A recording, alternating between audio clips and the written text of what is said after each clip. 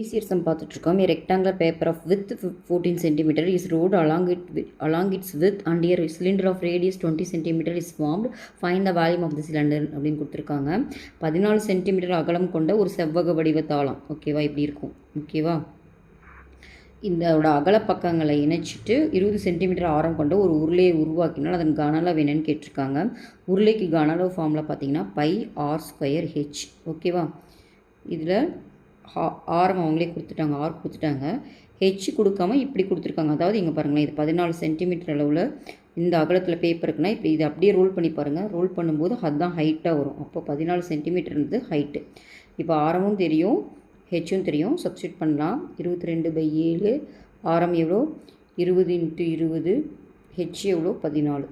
ஓகேவா, இது 7 டைமில் கேன்சல் பண்ணுங்கள். 1 டைம், இது 2 டைம். இப்போது இது 22 2s 44, 44 × ஒரு 4. ஓகேவா, மல்டிப்ளை பண்ணுங்கள். 4 4 7 16, ரிமைண்டர் 1, 4 4 16 17.